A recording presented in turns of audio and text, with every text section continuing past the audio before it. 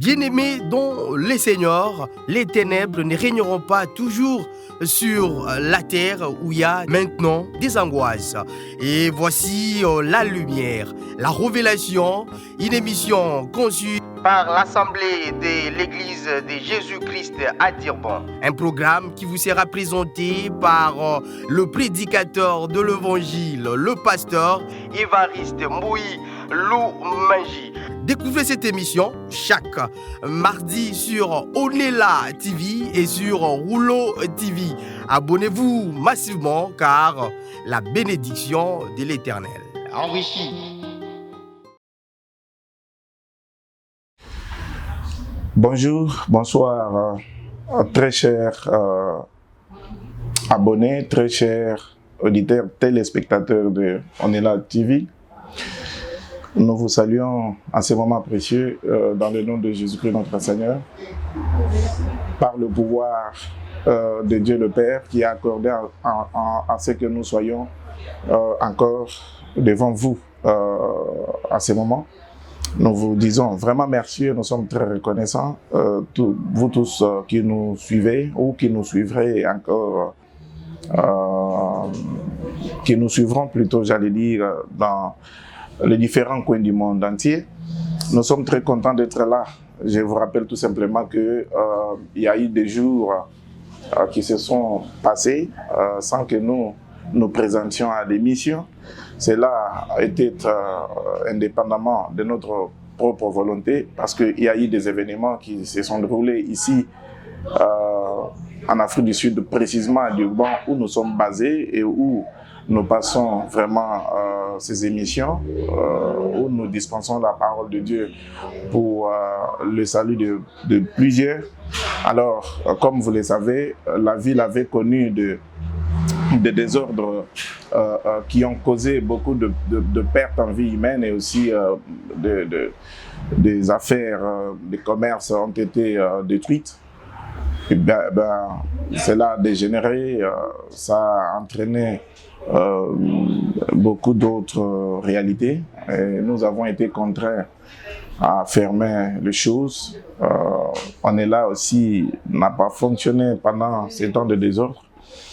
Alors, nous avons connu 2 semaines de troubles et tout ça. Mais quand même, on ne cessait jamais d'adresser à Dieu des prières ensemble avec vous pour que le Seigneur puisse restaurer la situation. Et aujourd'hui, voilà, la situation a été restaurée par le Seigneur lui-même. Et nous n'avons pas tergiversé à pouvoir nous présenter encore devant vous pour vous présenter cette nourriture, cette parole de l'heure, cet évangile, cette doctrine du Seigneur Jésus-Christ. Sans laquelle, n'est-ce pas, il ne peut pas y avoir la vie, selon que le Seigneur lui-même l'a dit à plusieurs reprises et confirmé aussi par ses témoins oculaires, les apôtres.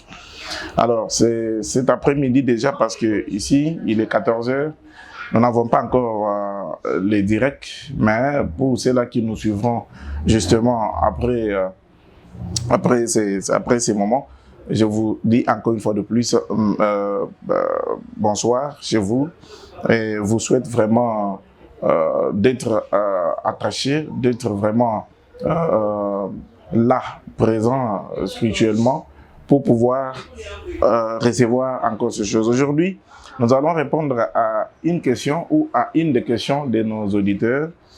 Un auditeur a posé sa question sur les sujets que nous sommes en train de parler.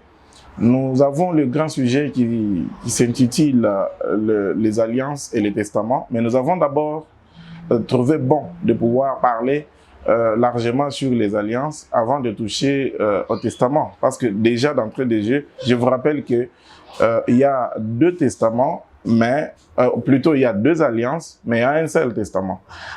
Tout ça, nous avons lu dans la parole de Dieu.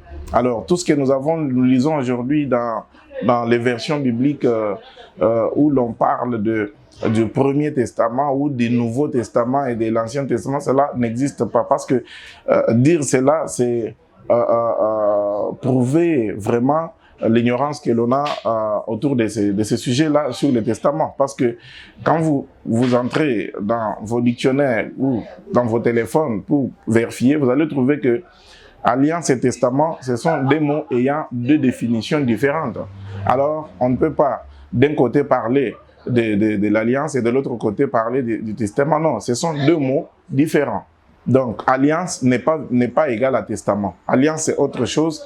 Testament en est une autre. Donc, lorsque nous avons trouvé la difficulté qui se trouve aujourd'hui chez les gens et que cette difficulté remonte des temps anciens, nous, avec l'Esprit du Seigneur, avions trouvé vraiment bon de pouvoir éclairer là-dessus le peuple de Dieu pour que la lumière véritable, parce que nous croyons que Christ étant la véritable lumière, cette lumière nous éclaire progressivement, donc graduellement. Donc ça veut dire que ça nous apporte la connaissance de façon graduelle. Donc ce que nous n'avons pas connu hier, nous pouvons le connaître aujourd'hui. Et ce que nous ne connaîtrons pas aujourd'hui, nous pouvons le connaître dans les jours à venir. C'est pourquoi nous vous demandons tout simplement la maîtrise, nous vous demandons l'humilité, nous vous demandons la patience en attendant que la lumière apparaisse petit à petit pour pouvoir éclairer partout où vous aviez des zones d'ombre. Alors, voilà pourquoi j'ai vous rappelé que nous étions en train de parler, bien sûr, sur les alliances. Et dans les alliances, nous avons lu dans la parole de Dieu pour trouver que Dieu n'a traité que des alliances. La première avec le peuple d'Israël, donc les Juifs. Nous avions lu cela dans la parole. Et dans cette alliance-là, Dieu avait exclu les nations. Et cette alliance ne concernait que le peuple d'Israël.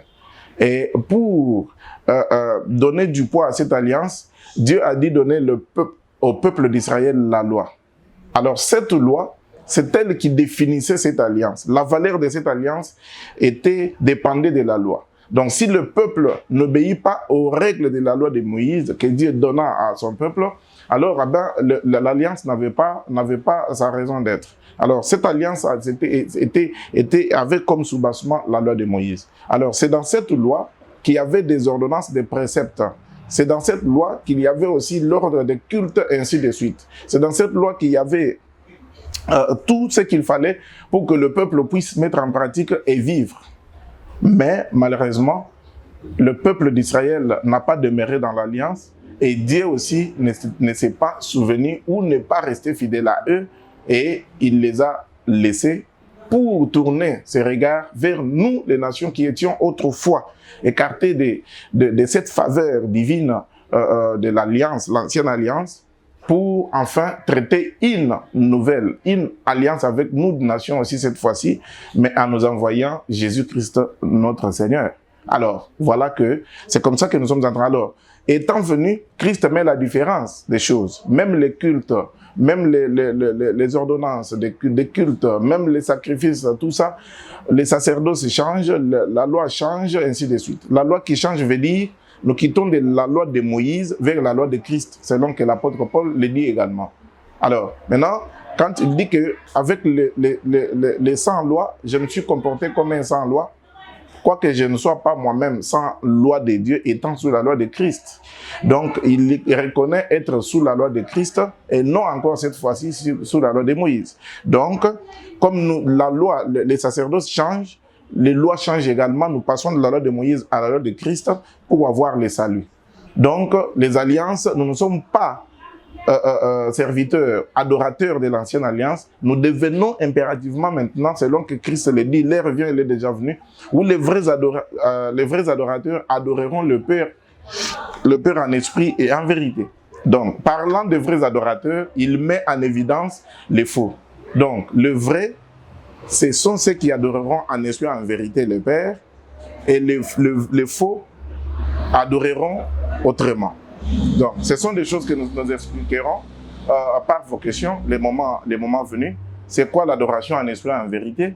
Parce que si on ne connaît pas ces choses et si on ne les fait pas, alors là, on est en train de naviguer à vie et on est en train de perdre vitesse et descendre petit à petit, lentement mais sûrement, comme on dit, vers la perdition. Alors, c'est là qui nous écouteront.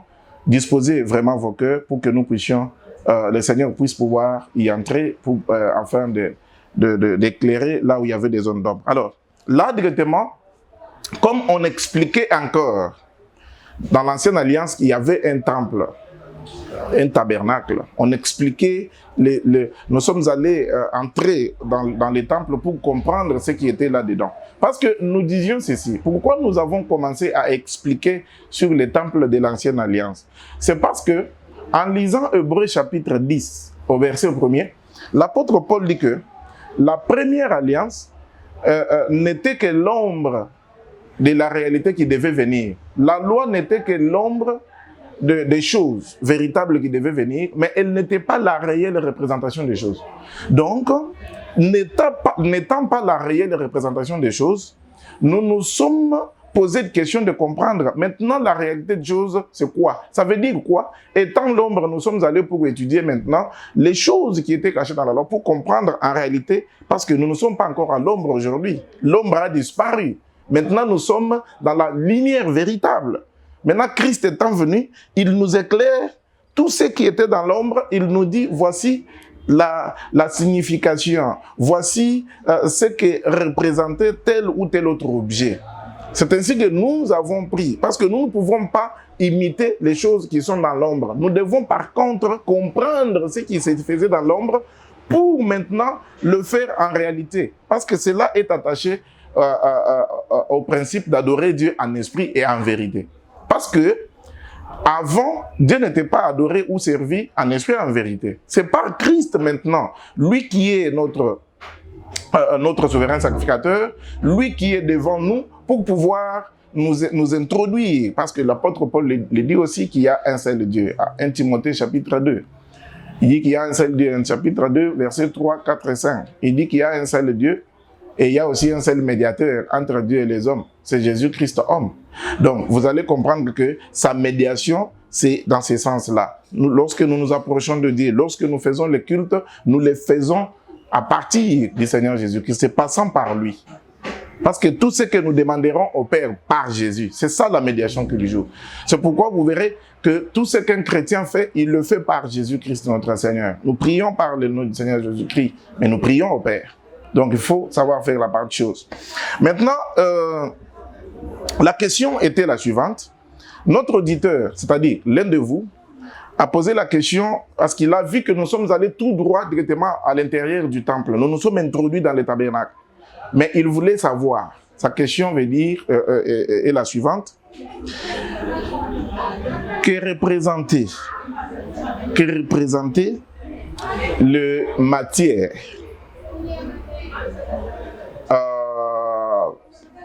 qui était ordonnée par Dieu pour la construction du temple. Donc, il veut que nous puissions dire, je vais lire la question correctement, je ne dois pas me tromper là-dessus, parce que je voudrais faire les choses correctement. La question de notre ami, c'est la suivante. Que symbolise et signifie les couleurs et les matières qui constituaient les tabernacles? Ça, c'est très bien comme question. Que symbolise et que signifie les couleurs et les matières qui constituaient les tabernacles? Ok, je pense que vous avez noté la question. Mais là, je ne peux pas commencer cette émission sans au préalable saluer un peu le personnel de cette chaîne. C'est cette chaîne qui nous porte à vous, qui nous amène dans vos maisons. Alors moi, je vais directement saluer le directeur, le DG de cette entreprise, Papa Kigi. Je salue également le réalisateur Shaggy, vraiment un jeune homme qui travaille comme vous ne pouvez pas en avoir l'idée, pour que vous puissiez nous regarder et que vous écoutiez notre voix. Et puis je salue également mon ami Christian, en tout cas que je salue, les journalistes vertébrés, c'est comme ça que je l'invite. C'est lui qui anime ces derniers temps le grand émission L'invité. Vraiment, comme j'ai suivi dernièrement notre ami, un frère qui a été invité, qui a exhibé sa musique, bien qu'aujourd'hui le sujet n'est pas là-bas. Je pense que c'était tout simplement la salutation. Je salue également tous les fidèles frères et sœurs saints par vocation qui sont ici, ceux qui sont membres au corps du Seigneur, l'église d'ici à Durban, dont l'assemblée se trouve sur l'avenue Ombilo, au numéro 63, ici à Clénoud. Donc, je salue également tous qui sont à Middelbeck, le bien-aimé frère Félix, frère Daniel, frère Jean-Pierre et tous les autres. En tout cas, comme vous êtes là, vous êtes très nombreux, je ne saurais pas vraiment vous saluer. Mais je ne saurais pas vous saluer vraiment de façon individuelle, chacun à son tour. Mais sinon, j'ai eu de votre part le soif, ou plutôt la soif que vous avez de ces choses, de la parole de Dieu. La soif, n'est-ce pas, de chercher à vous inquiéter de ce que les émissions, il y a longtemps, vous n'avez pas été devant vos postes pour pouvoir écouter de nouvelles choses. Tout cela a été dit à la situation grave qui s'était déroulée ici à Durban, comme vous le savez, mais par vos prières, le Seigneur a accordé et nous voilà maintenant aujourd'hui devant vous. Alors, je salue tous ceux qui sont au Congo, vraiment Kinshasa, et partout ailleurs, dans toutes les provinces. Ils sont très nombreux aujourd'hui depuis la nouvelle structure qui a été mise en place par les autorités. Mais nous vous saluons vraiment partout où vous êtes et vous demandons de vous abonner encore très massivement à cette chaîne On est là TV. Et puis, likez les vidéos, surtout la révélation, les émissions sur le programme de la révélation. Et puis, posez vos questions. Commentez si vous voulez, mais seulement posez des questions sensées. Posez bien vos questions. Peut-être que vous pouvez avoir de bonnes questions, de belles questions à poser, mais peut-être l'essence vous manque. En tout cas, je vous demanderai tout simplement de mettre de l'ordre un peu dans vos pensées et Dieu va vous aider à poser très bien vos questions. Ici, nous ne venons pas insulter, nous ne venons pas... Vous pouvez critiquer, oui, si vous voulez, vous pouvez critiquer positivement ou négativement, mais ce que nous voulons, c'est vos questions, vos suggestions. Ça va nous aider pour que nous puissions bien éclairer les zones d'ombre que vous avez encore en vous. Tout celui qui va se sentir beaucoup touché ou soit encore lésé, nous demandons tout simplement de nous écrire sur WhatsApp à partir de notre numéro qui s'affiche au bas de vos écrans, ou soit encore nous écrire sur l'email ou sur l'adresse email de On est là TV. Cela va toujours nous parvenir. Alors, mes bien-aimés frères, j'entame directement la question. La question est trop pertinente. Que symbolise et que signifient les couleurs et les matières qui constituaient les temples? Vraiment, l'ami qui a posé cette question, je te salue déjà.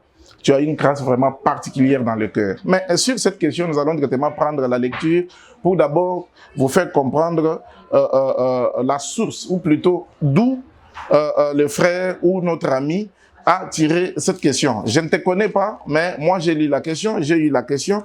C'est comme ça que je réponds aujourd'hui au mieux de la force, au mieux de ce que Dieu nous donne. J'ouvre directement Exode. Je pense que vous avez aussi vos Bibles. J'ouvre Exode. J'ai ma question à côté de moi. J'ouvre Exode au chapitre 25. Je lis depuis le premier verset jusqu'au verset 9. D'abord, le titre dit ceci. Ordre pour la construction du tabernacle. C'est que la question ici concerne le tabernacle. Nous disons que le tabernacle au désert était que l'ombre de la véritable maison de Dieu qui existe aujourd'hui. C'est qu'aujourd'hui, on ne peut pas voir encore les gens dans un tabernacle, ou les gens qui sont assis dans quelque chose qu'on appelle tabernacle. Non, c'est faux, archi faux, c'est une ignorance, c'est une erreur.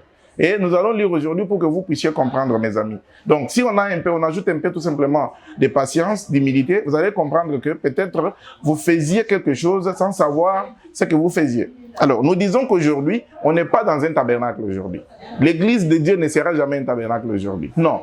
Peut-être que vous pouvez dire non, c'est tout simplement un jeu de mots, on peut appeler ça temple, ainsi de suite. Mais oui.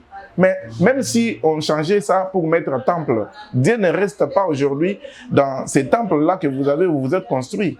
Même si vous y avez mis toutes les pierres précieuses comme cela avait été ordonné dans la loi, sachez que vous êtes toujours en dehors. Maintenant, nous sommes là pour vous faire comprendre la réalité de ces choses. Qu'est-ce qu'est devenir? C'est quoi le temple aujourd'hui? C'est quoi le tabernacle? Mais nous nous mettons d'abord à vous expliquer. Nous lisons au nom du Seigneur Jésus-Christ parce que nous avons dit que tout s'est fait au nom du Seigneur Jésus-Christ. L'Éternel parla, Exode chapitre 25, du verset 1er au 9e. L'Éternel parla à Moïse et dit, « Parle aux enfants d'Israël qu'il m'apporte une offrande, vous la recevrez pour moi de tout homme qui la fera de bon cœur. Voici ce que vous recevrez d'eux en offrande.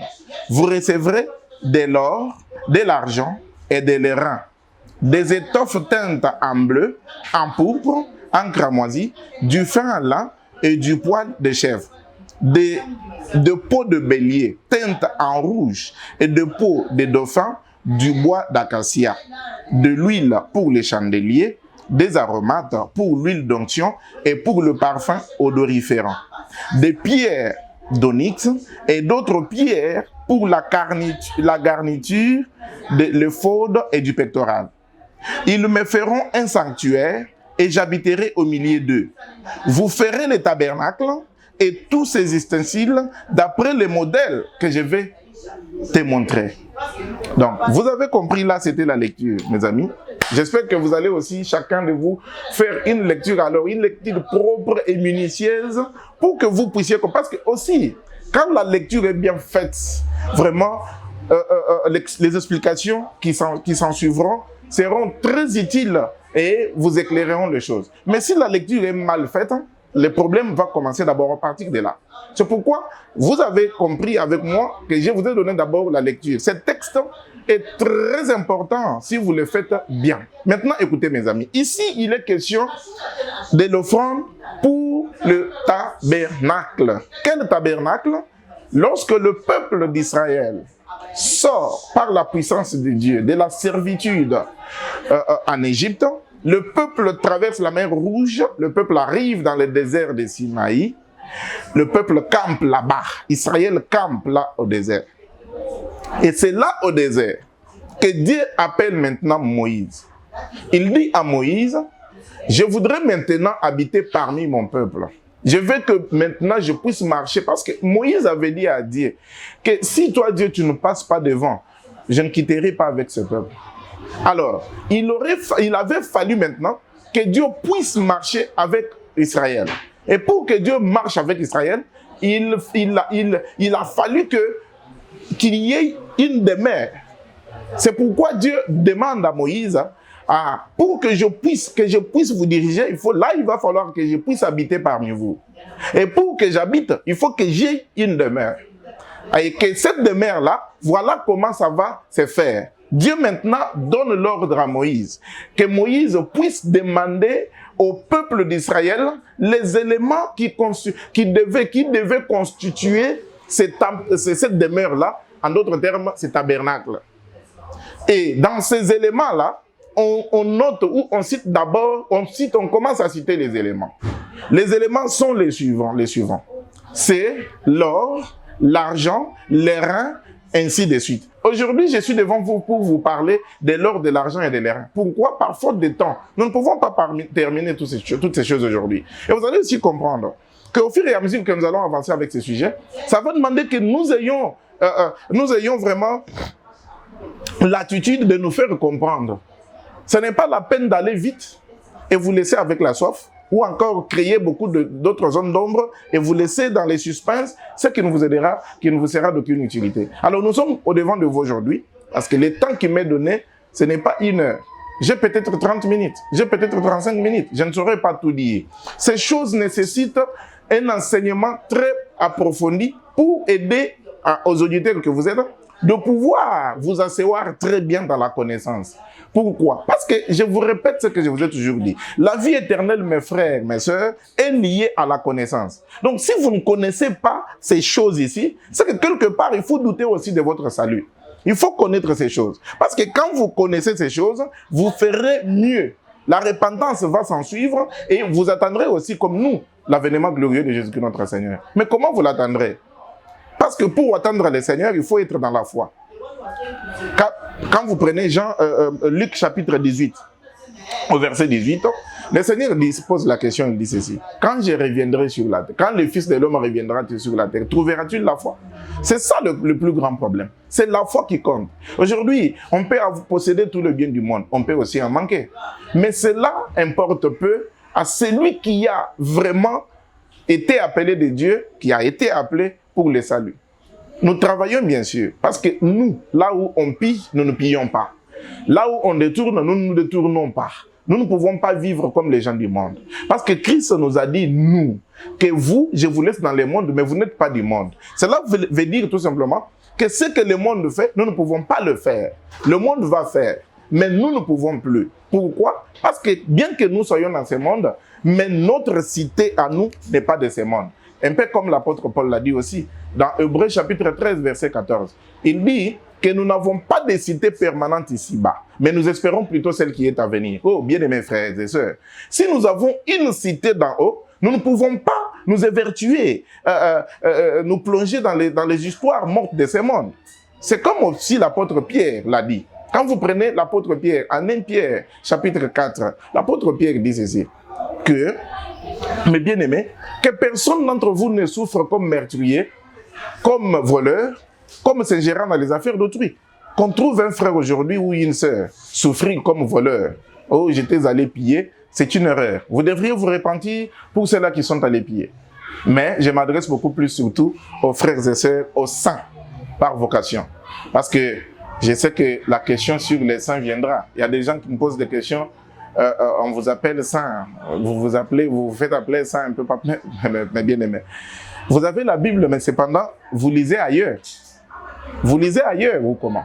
Parce que je ne voudrais pas aborder 2, 3, 4 sujets à la fois. Je voudrais me focaliser. Mais je vais revenir.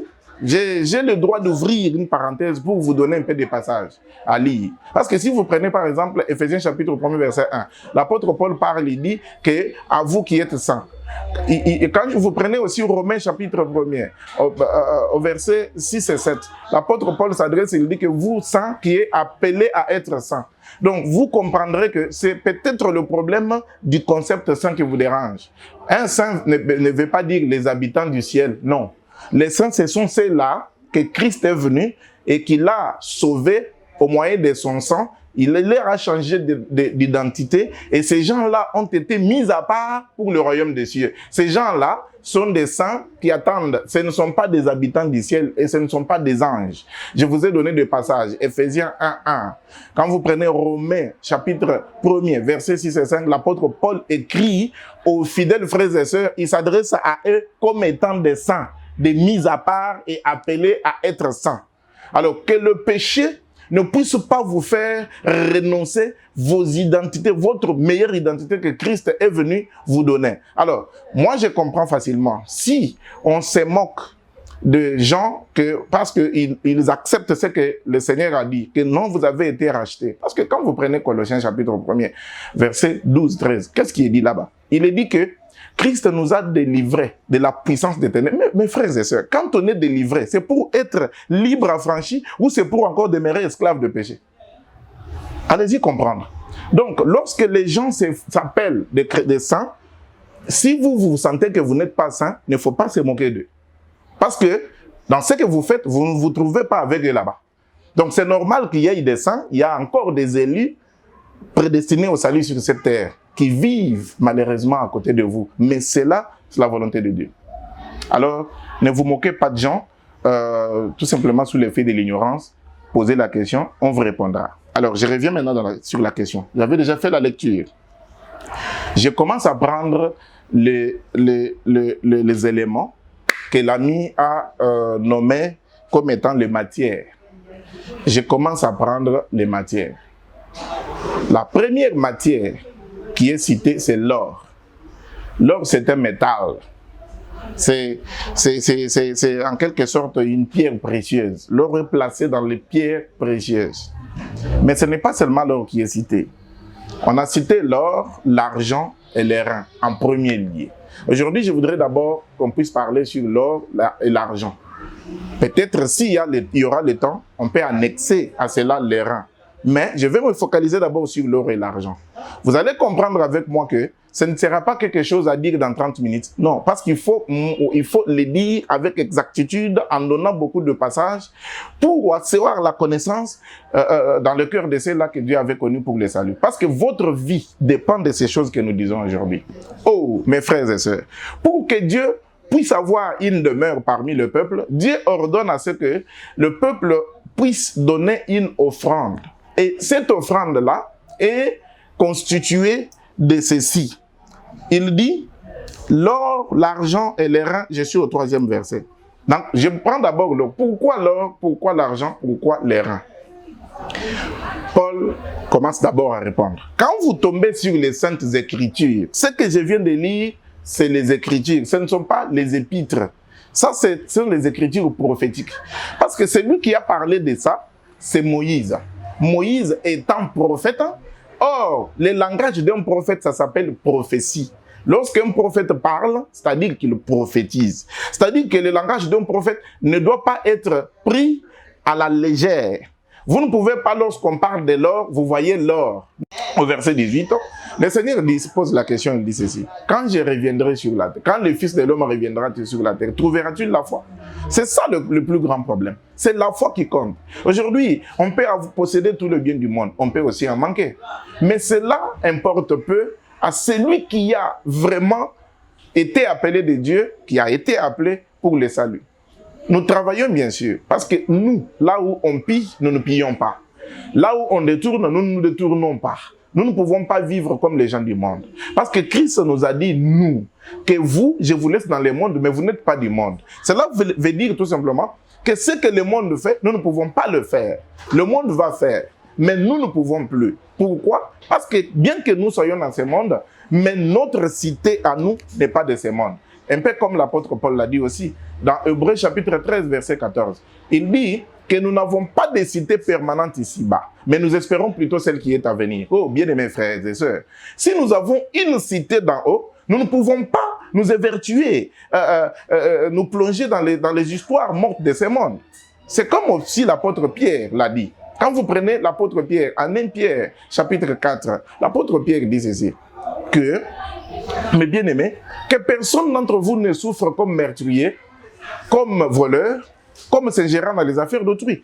Qu'on trouve un frère aujourd'hui ou une sœur souffrir comme voleur, oh, j'étais allé piller, c'est une erreur. Vous devriez vous repentir pour ceux-là qui sont allés piller. Mais je m'adresse beaucoup plus surtout aux frères et sœurs, aux saints, par vocation. Parce que je sais que la question sur les saints viendra. Il y a des gens qui me posent des questions. On vous appelle saint, vous vous faites appeler saint un peu pas, mais bien aimé. Vous avez la Bible, mais cependant, vous lisez ailleurs. Vous lisez ailleurs ou comment? Parce que je ne voudrais pas aborder 2, 3, 4 sujets à la fois. Je voudrais me focaliser, mais je vais revenir. J'ai le droit d'ouvrir une parenthèse pour vous donner un peu de passages à lire. Parce que si vous prenez par exemple Ephésiens chapitre 1 verset 1, l'apôtre Paul parle, il dit que à vous qui êtes saints. Et quand vous prenez aussi Romains chapitre 1, au verset 6 et 7, l'apôtre Paul s'adresse, il dit que vous saints qui êtes appelés à être saints. Donc vous comprendrez que c'est peut-être le problème du concept saint qui vous dérange. Un saint ne veut pas dire les habitants du ciel, non. Les saints, ce sont ceux-là que Christ est venu et qu'il a sauvés au moyen de son sang. Il leur a changé d'identité et ces gens-là ont été mis à part pour le royaume des cieux. Ces gens-là sont des saints qui attendent. Ce ne sont pas des habitants du ciel et ce ne sont pas des anges. Je vous ai donné des passages. Ephésiens 1:1. Quand vous prenez Romains chapitre 1, versets 6 et 5, l'apôtre Paul écrit aux fidèles frères et sœurs, il s'adresse à eux comme étant des saints, des mis à part et appelés à être saints. Alors que le péché ne puisse pas vous faire renoncer vos identités, votre meilleure identité que Christ est venu vous donner. Alors, moi je comprends facilement. Si on se moque de gens parce qu'ils acceptent ce que le Seigneur a dit, que non, vous avez été rachetés. Parce que quand vous prenez Colossiens chapitre 1, verset 12-13, qu'est-ce qui est dit là-bas? Il est dit que Christ nous a délivrés de la puissance des ténèbres. Mes frères et sœurs, quand on est délivré, c'est pour être libre affranchi ou c'est pour encore demeurer esclave de péché? Allez-y comprendre. Donc, lorsque les gens s'appellent des saints, si vous sentez que vous n'êtes pas saint, il ne faut pas se moquer d'eux. Parce que dans ce que vous faites, vous ne vous trouvez pas avec eux là-bas. Donc, c'est normal qu'il y ait des saints, il y a encore des élus prédestinés au salut sur cette terre, qui vivent malheureusement à côté de vous. Mais c'est là, c'est la volonté de Dieu. Alors, ne vous moquez pas de gens, tout simplement sous l'effet de l'ignorance. Posez la question, on vous répondra. Alors, je reviens maintenant sur la question. J'avais déjà fait la lecture. Je commence à prendre les éléments que l'ami a nommés comme étant les matières. Je commence à prendre les matières. La première matière qui est citée, c'est l'or. L'or, c'est un métal. C'est en quelque sorte une pierre précieuse. L'or est placé dans les pierres précieuses. Mais ce n'est pas seulement l'or qui est cité. On a cité l'or, l'argent et les reins en premier lieu. Aujourd'hui, je voudrais d'abord qu'on puisse parler sur l'or et l'argent. Peut-être s'il y aura le temps, on peut annexer à cela les reins. Mais je vais me focaliser d'abord sur l'or et l'argent. Vous allez comprendre avec moi que ce ne sera pas quelque chose à dire dans 30 minutes. Non, parce qu'il faut le dire avec exactitude en donnant beaucoup de passages pour avoir la connaissance dans le cœur de ceux-là que Dieu avait connus pour les saluts. Parce que votre vie dépend de ces choses que nous disons aujourd'hui. Oh, mes frères et sœurs, pour que Dieu puisse avoir une demeure parmi le peuple, Dieu ordonne à ce que le peuple puisse donner une offrande. Et cette offrande-là est constituée de ceci. Il dit, l'or, l'argent et les reins, je suis au 3e verset. Donc, je prends d'abord l'or. Pourquoi l'or, pourquoi l'argent, pourquoi les reins? Paul commence d'abord à répondre. Quand vous tombez sur les Saintes Écritures, ce que je viens de lire, c'est les Écritures. Ce ne sont pas les épîtres. Ça, ce sont les Écritures prophétiques. Parce que celui qui a parlé de ça, c'est Moïse. Moïse étant prophète. Or, le langage d'un prophète, ça s'appelle prophétie. Lorsqu'un prophète parle, c'est-à-dire qu'il prophétise. C'est-à-dire que le langage d'un prophète ne doit pas être pris à la légère. Vous ne pouvez pas, lorsqu'on parle de l'or, vous voyez l'or. Dieu a utilisé un langage caché. Vous devez vous interroger, c'est quoi l'or maintenant? Qu'est-ce que nous devons retenir d'or? On ne doit pas vous voir aller acheter de l'or pour venir construire un temple pour Dieu et après vous allez donner ces passages pour justifier votre mauvaise posture. Non, mes amis, ce n'est pas ça l'action. Nous allons lire aujourd'hui ici. Moïse ici, c'est un prophète. Étant prophète, le Seigneur Jésus-Christ lui-même, il parle de prophètes qui lui avaient succédé. Succédé? Non, qui lui avaient précédé, c'est-à-dire qui sont venus avant lui. Le Seigneur parle de ce prophète dans Matthieu chapitre 11, verset 13. Qu'est-ce que le Seigneur dit? Oh, notre Seigneur, qu'est-ce que tu dis de ces prophètes? Merci Seigneur. Matthieu chapitre 11, verset 13. Je lis. Je crois que vous êtes toujours avec moi. Il dit, car tout le prophète et la loi ont prophétisé. C'est seulement ça que j'ai cherché. Donc, vous comprenez que le prophète et même la loi. Or, nous sommes en train de lire dans la loi ici. La loi de Moïse, c'est depuis Genèse jusqu'à Deutéronome. Ce que nous lisons ici, nous sommes dans Moïse, dans la loi de Moïse. Or, Christ confirme bien, lui-même comme propriétaire de sa parole, mes amis. Il dit que le prophète et la loi ont prophétisé jusqu'à Jean-Baptiste. Écoutez, dans ces prophètes ici, Branham n'est plus. Parce que du temps de la loi, Branham n'a pas existé. Branham est venu au monde en 1900 quelque ici, 1906. Donc, c'est quelqu'un de notre génération. C'est quelqu'un qui doit aussi se laisser, qui aurait dû se laisser apprendre par les apôtres du Seigneur et pour connaître bien Christ. Et malheureusement, il avait suivi notre voie. Et vraiment, je suis désolé des amis qui sont aujourd'hui en train de suivre le brochure, mais aujourd'hui, nous lisons dans la Bible. Il n'y a pas de brochure ici. Mais si vous avez des brochures, vous voulez les amener, amenez-les. Nous allons les lire ici et vous verrez qu'il y a une nette différence entre ces brochures et la Bible. Alors, Christ dit que tous les prophètes et la loi ont prophétisé. Ce que je lis ici, c'est une prophétie. Or, quand il s'agit d'une prophétie, on doit avoir la maîtrise pour se poser la question que s'était posée l'eunuque éthiopien. L'eunuque éthiopien qui lisait un autre prophète juste de la même dispensation que Moïse, qui s'appelait Ésaïe. Il lisait Ésaïe. Quand il lisait Ésaïe, il ne comprenait rien. Pourquoi? Parce que c'était des choses très difficiles à comprendre. Alors l'eunuque éthiopien commençait à se poser des questions. Il se pose des questions. Mais c'est quoi ça? Dieu prend Philippe, qui était l'un des disciples du Seigneur. Le diacre Philippe, Dieu l'amène sur le chemin où allait l'eunuque éthiopien. Et directement, Philippe qui lui rencontre lui pose la question. Comprends-tu ce que tu lis? L'eunuque éthiopien lui répond, mais comment comprendrai-je, mon Seigneur, si personne ne m'explique? Alors, il invita Philippe dans son char. Quand Philippe a pris, après avoir pris place, maintenant, l'homme éthiopien pose à Philippe la question. De qui les prophètes parlent-ils? Oh, mes amis, c'est ça des questions qu'on doit se poser lorsqu'on tombe sur des écritures prophétiques. On se pose la première question, de qui les prophètes parlent-ils? De quoi parlent-ils? Vous ne pouvez pas tomber sur Moïse. Là où il parle de l'or, vous allez acheter de l'or. Là où il parle de l'argent, vous allez acheter de l'argent. Là où il parle de l'airain, vous allez vous en... Mais lorsqu'on parlera de peau de dauphin, comment feras-tu pour trouver le peau de dauphin? Alors, dites-nous bien.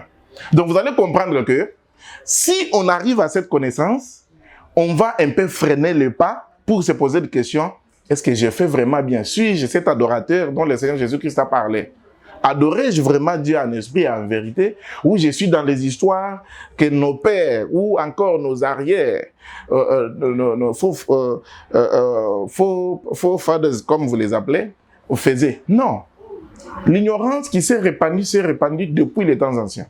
Et Dieu qui est toujours miséricordieux, il peut, au jour d'aujourd'hui, préparer pour que, enfin, cette ignorance soit aujourd'hui éclairée et que le peuple qui a été prédestiné au salut puisse croire dans ces choses.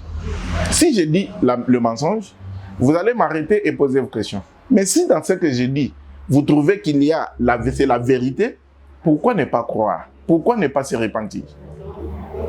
Alors là, je reviens.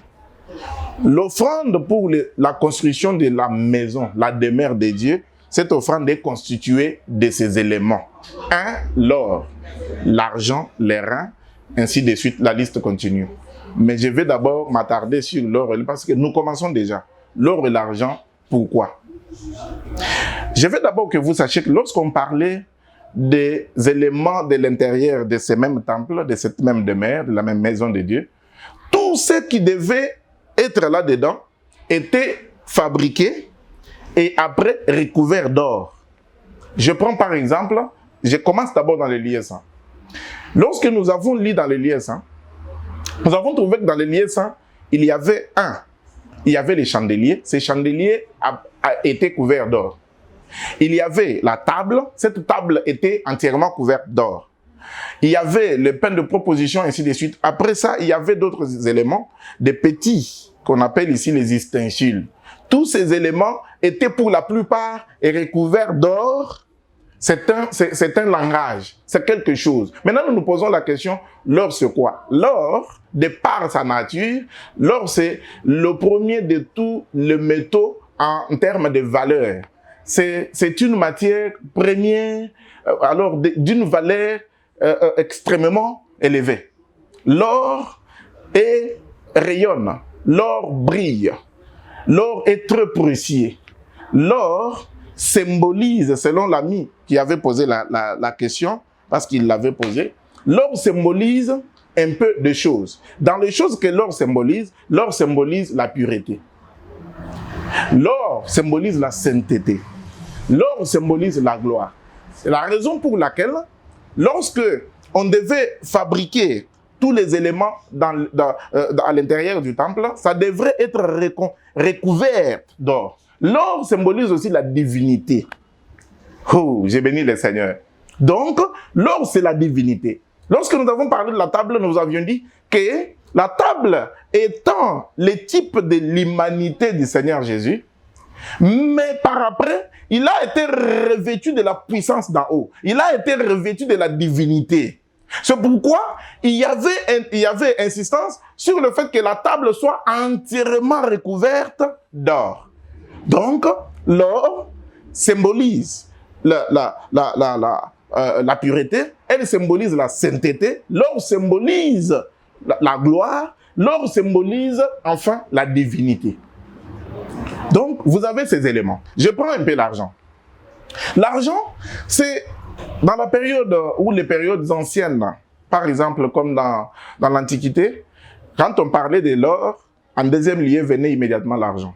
Donc, l'or dépassait un peu l'argent en valeur. Mais lorsqu'on parlait de l'or, après venait l'argent. Alors, Maintenant, Dieu a mis également ces éléments. Là où on parle de l'or dans les Saintes Écritures, l'argent est toujours là. Donc, l'or et l'argent, ça joue un peu presque le même rôle. Parce que leur point commun, l'or et l'argent, leur point commun, ça symbolise la richesse. Et donc, le rachat. C'est ça les symboles de ces choses. Vous comprenez que je ne suis pas encore même entré là-dedans. Les reins restent encore, mais on n'a pas encore dit, le temps est presque fini. Alors, vous comprendrez que nous avons, mes chers amis, beaucoup de choses à dire ou à enseigner, mais le temps court. Alors, je voudrais prendre ces deux, l'or et l'argent. Lorsque vous prenez l'or et l'argent, je vais un peu prendre un passage. Pourquoi l'or et l'argent au temple de Dieu? L'or et l'argent, quand je prends Agé chapitre 2, l'or et l'argent, chapitre 2 du prophète Agé, Agé confirme là-bas que l'or est à Dieu, l'argent est à Dieu. Ce sont ces choses, ça lui appartient. C'est pour lui. Wow. Mais lorsque je prends aussi un autre, comme par exemple Ecclésiaste. Je prends un peu Ecclésiaste. Hein? Je pense que vous êtes avec moi. Je prends un peu Ecclésiaste. Où est-il? Où est-il?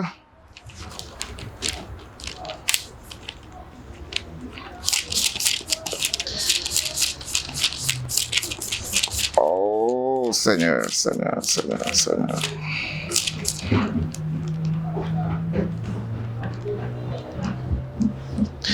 Ecclésiaste. Ok, laissez-moi aller vite.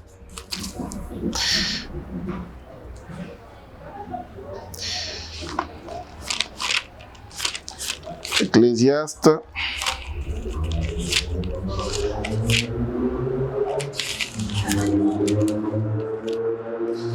Ah, je suis. Ecclésiaste, je prends un peu Ecclésiaste chapitre 10. Je suis au verset 19. Je prends seulement un seul verset. Il est dit ceci. On fait des repas pour se divertir. Le vin rend la vie joyeuse. L'argent répond à tout. Un verset vraiment que tout le monde connaît.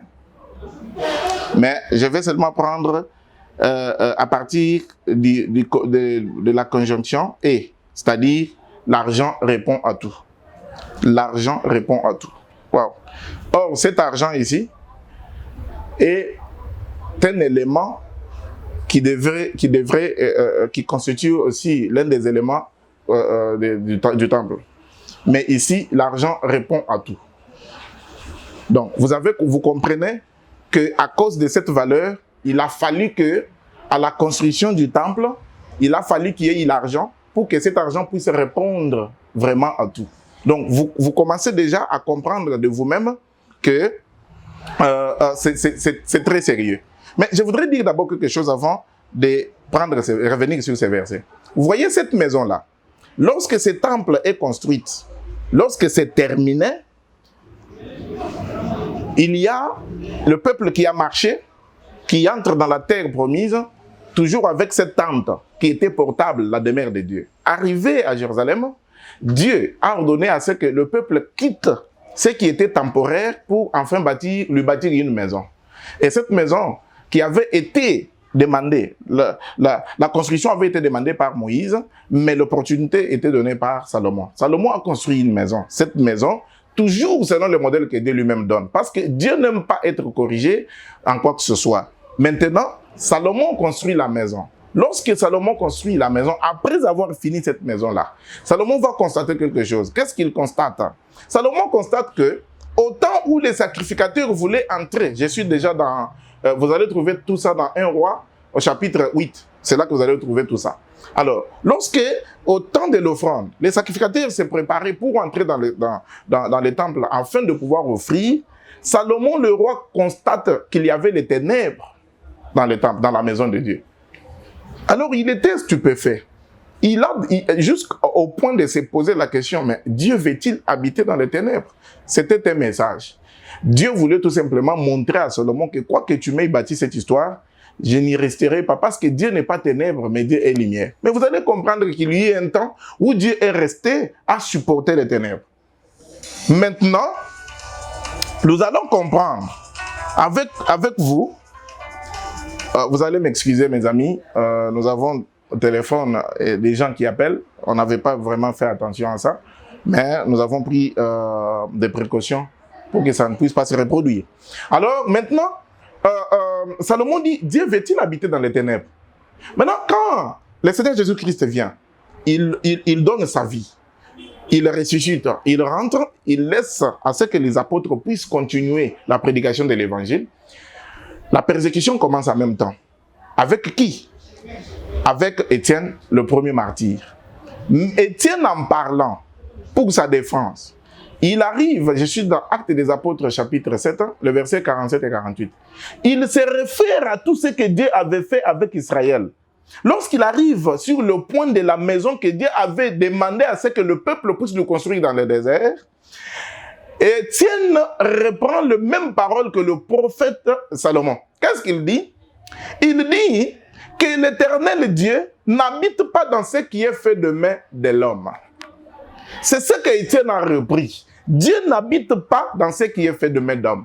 Parce que même lorsqu'on a construit ce tabernacle-là, Dieu est resté là de façon temporaire. Il n'est pas là aujourd'hui. C'est pourquoi je vous disais qu'on ne peut pas construire des tabernacles aujourd'hui, donner des noms comme vous voulez, Pierre de Fête, Pierre de Cela, ainsi, appelez ça comme vous voulez, et prétendre que Dieu est là. Non, Dieu n'y est plus, parce que Dieu n'est pas dans ce qui est fait de main d'homme.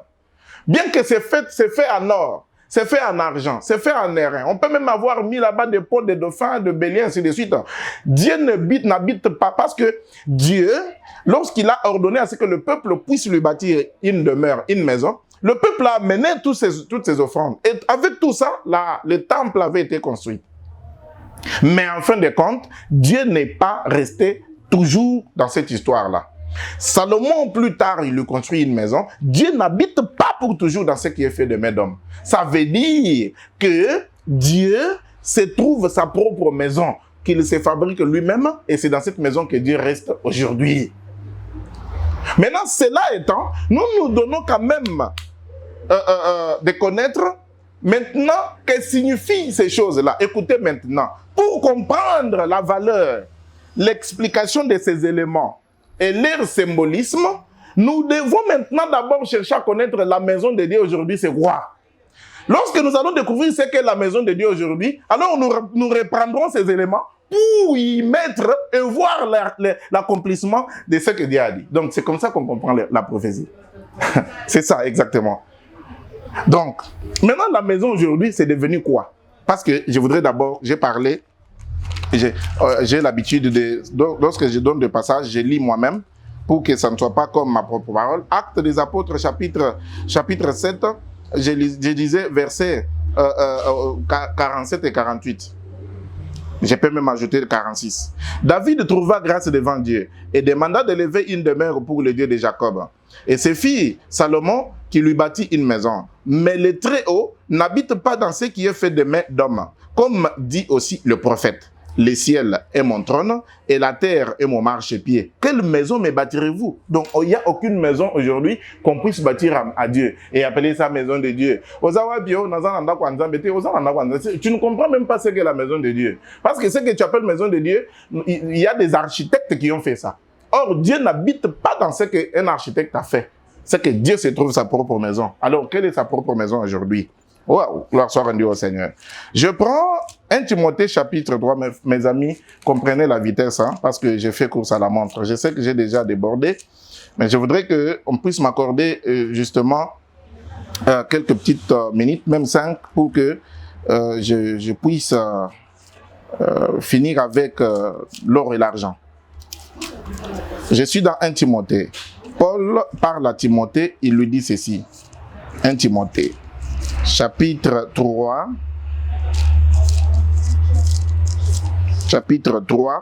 je lis seulement 2 versets 14 et 15. Il dit, « Je t'écris ces choses, Timothée, avec l'espérance d'aller bientôt vers toi. Mais afin que tu saches, si je tarde à venir, comment il faut se conduire dans la maison de Dieu, qui est l'église du Dieu vivant, la colonne et l'appui de la vérité. C'est que vous avez compris avec moi ensemble que la maison de Dieu, actuellement, ce n'est pas les tabernacles, ce n'est pas les temples de Jérusalem. Aujourd'hui, la maison de Dieu, c'est l'église. Là, nous sommes d'accord. Maintenant, je passe. Maintenant, quand je parle de l'église, je ne parle, posez-vous maintenant la question, c'est de quelle église il s'agit? Parce qu'il n'est même pas dit ici au pluriel des églises. Non, il est parlé de l'église au singulier. Il dit, il faut que tu saches comment te conduire dans la maison de Dieu, qui est l'église, la colonne et l'appui de la vérité. Cette église dont je parle, ce n'est pas les boutiques. C'est différent, vraiment, mes amis, des boutiques ou des choses qu'on s'est construit et on appelle ça maison de Dieu ou église. Non, ce n'est pas de ça que je parle. Cette maison dont il est question ici, l'église, c'est celle dont l'apôtre Pierre à son tour, parce qu'ici c'est lui qui parle, c'est Paul. Voyez comment je marche. Je marche toujours avec les apôtres du Seigneur. Je ne suis pas ailleurs. Je ne suis pas dans les brochures, dans les livres de ceci, cela. Je suis dans la Bible. Pierre dit ceci. 1 Pierre, chapitre 2. Oui, mais c'est ça la parole de Dieu. Il faut lire la parole. Il ne faut pas venir juste pour raconter des histoires aux gens. 1 Pierre chapitre 2. Je lis verset 4. Et puis je vais ajouter le verset 5. Pierre dit ceci. Approchez-vous de lui, pierre vivante, rejetée par les hommes, mais choisie et précieuse devant Dieu. Et vous, comme de pierres vivantes, édifiez-vous pour former une maison spirituelle. De qui? De Dieu. Quelle maison spirituelle? C'est que la première n'était pas spirituelle. Voilà même qui a fait que Dieu puisse y quitter. C'était des choses faites de main d'homme. Mais Dieu étant esprit, il ne pouvait pas rester pour toujours dans ce qui est fait de main d'homme. Alors, ici Pierre dit maintenant vous, comme de pierre vivante, édifiez-vous maintenant pour former une maison spirituelle. L'église, c'est la maison spirituelle de Dieu. Or, quand on parle de spirituel, on ne voit pas l'ingérence de physique. Malheureusement, ce que ailleurs vous appelez maison de Dieu, ce sont des briques que nous voyons. Ça ne peut pas être une maison spirituelle. L'église, c'est la maison spirituelle de Dieu. C'est-à-dire, vous ne pouvez pas voir ça. Voilà pourquoi le Seigneur Jésus-Christ a dit, là où 2 ou 3 seront réunis à mon nom, je suis au milieu. Même s'ils sont au beach, même s'ils sont n'importe où, mais s'ils ont cru en Jésus-Christ, dans la doctrine, dans l'évangile du Seigneur, là où ils s'assemblent là, l'église de Dieu est là-bas. La maison de Dieu est là-bas. Oh, vraiment mes amis, maintenant vous êtes en train de comprendre la maison de Dieu. Dieu n'habite pas dans ce qui est fait de main d'homme. Dieu s'est construit sa maison. Cette maison est construite avec des pierres précieuses. Les pierres précieuses, ce sont celles-là qui ont été lavées du sang du Seigneur Jésus-Christ, dont le péché avait été pardonné et qui sont maintenant saints, qui servent le Seigneur. Vous ne trouverez pas ces gens-là dans les pillages, vous ne les trouverez pas dans les mensonges, vous ne les trouverez pas dans les escroqueries, dans l'impudicité, dans les vols. Vous ne trouverez pas ces gens cités dans les histoires là-bas. Ces gens-là, ce sont des personnes que Dieu s'est mis à part pour former sa propre maison. Et ce sont ces gens-là qui constituent la propre maison de Dieu. C'est au sein d'eux que l'on va trouver les éléments constitutifs de l'église de Dieu. C'est maintenant que nous allons ouvrir maintenant l'or et l'argent et voir l'argent qui répond à tout. Écoutez maintenant. Vous savez, l'or et l'argent représentent la richesse. Et comme Dieu avait ordonné à ce que sa maison puisse être construite en or, en argent, ça veut dire tout simplement que si vous voulez chercher vraiment la véritable richesse, c'est dans la maison de Dieu. Et la maison de Dieu, aujourd'hui, c'est l'église. Maintenant, je vais prendre pour confirmer ce que j'ai dit. Éphésiens chapitre 3. Éphésiens chapitre 3. Je vois déjà Chaki qui me fait signe, mais je lui demande un peu 1 ou 2 minutes. Je vais confirmer. Éphésiens chapitre 3, verset 8. Je vais lire jusqu'au verset 10. À moi, ça c'est Paul qui parle toujours, à moi, qui suis le moindre de tous les saints, cette grâce a été accordée d'annoncer aux païens les richesses incompréhensibles de Christ. Étant docteur, je me dois de rester un peu sur ça pour expliquer le temps. Il dit que moi, comme le moindre de tous les saints, il répète encore le terme saint. c'est qu'il se reconnaît là-bas lui-même saint, mais il fait partie des saints, il est le moindre des saints. Et si vous n'êtes pas saint, tant pis pour vous, mes amis. Alors, il dit que moi, qui suis le moindre de tous les saints, cette grâce a été accordée d'annoncer aux païens les richesses incompréhensibles. C'est-à-dire, ce qui est incompréhensible, c'est ce qu'on ne peut pas comprendre. Voilà pourquoi on ne peut pas comprendre l'or et l'argent ailleurs, il n'y a qu'à l'église. Écoutez-moi très bien maintenant. Et de mettre en lumière quelle est la dispensation du mystère caché de tout le temps en Dieu qui a créé toutes choses, afin que les dominations et les autorités dans les lieux célestes connaissent aujourd'hui par l'Église la sagesse infiniment variée de Dieu. C'est aujourd'hui l'Église qui est le centre de connaissances. C'est par l'Église que l'on doit connaître. La richesse est là-bas.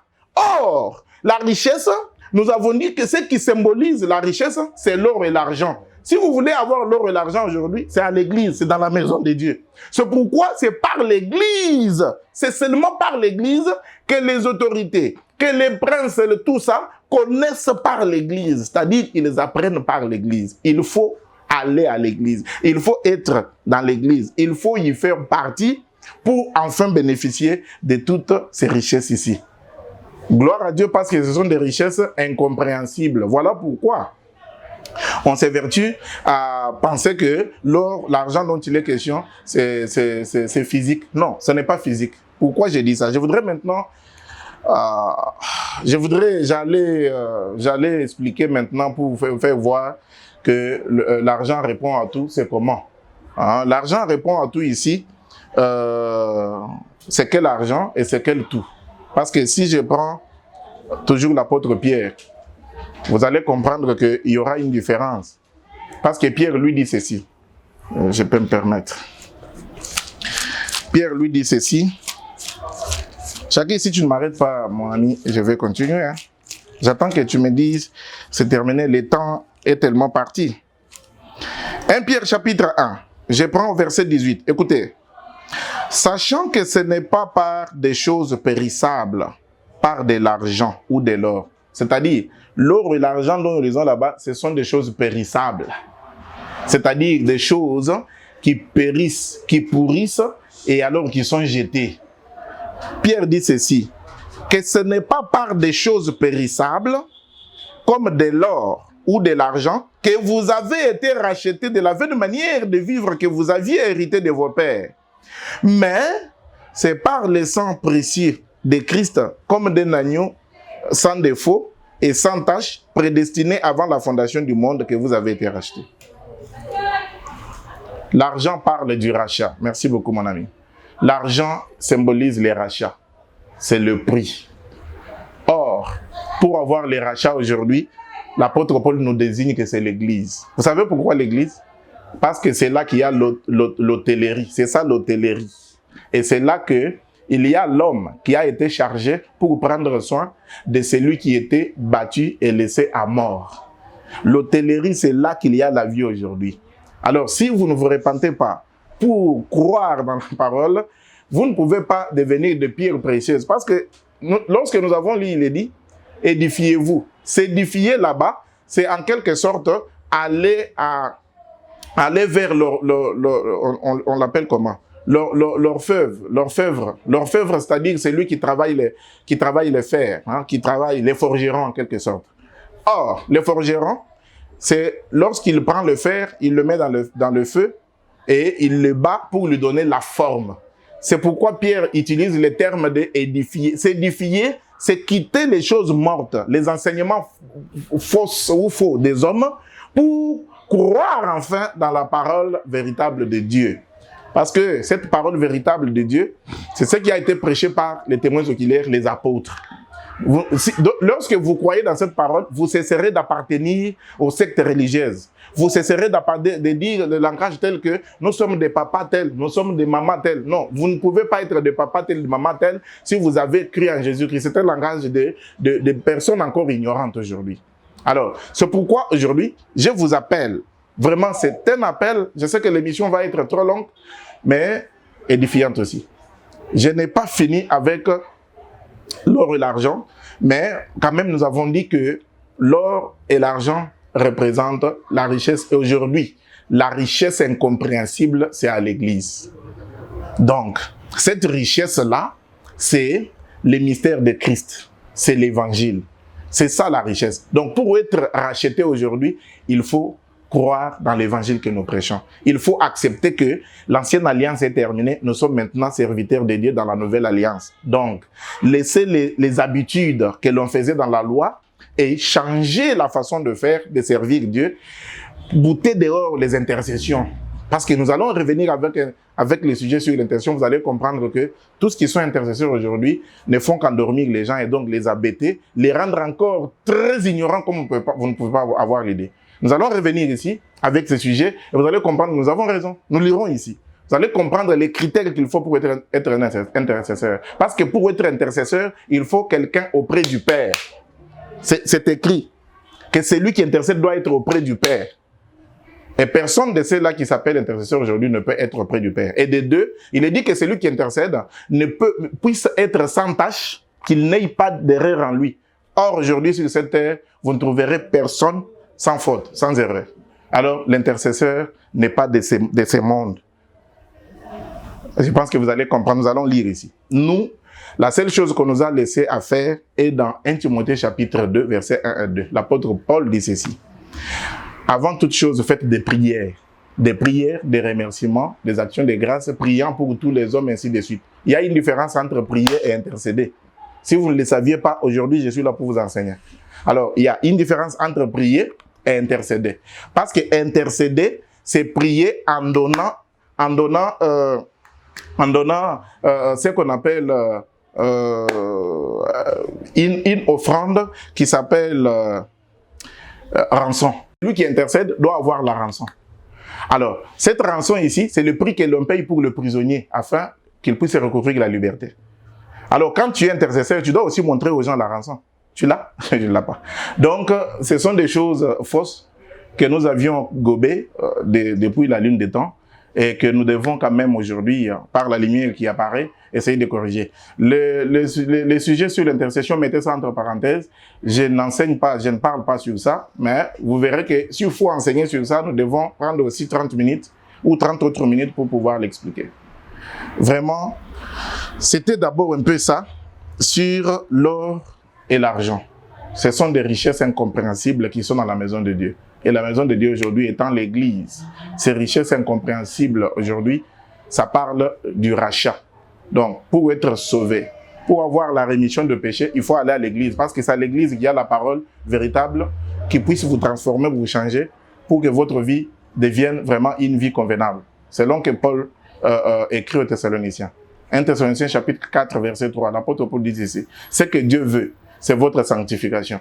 C'est que chacun de vous sache posséder son corps dans l'honnêteté et dans la sainteté. Que personne n'use de fraude envers son frère dans les affaires. Vous savez combien de gens qui sont, par contre, malheureusement chrétiens, entre parenthèses, mais qui s'évertuent à se faire des aventures entre eux-mêmes. Mais cette parole est oubliée. Vous savez pourquoi? Parce qu'on s'est trompé d'adresse, on est ailleurs. On n'est pas dans la véritable maison de Dieu. Donc on ne peut pas avoir honte, peur de vous le dire. Vraiment que la paix et la grâce vous soient abondamment données de la part de Dieu le Père et de Jésus-Christ notre Seigneur. Au revoir et à la prochaine. Merci.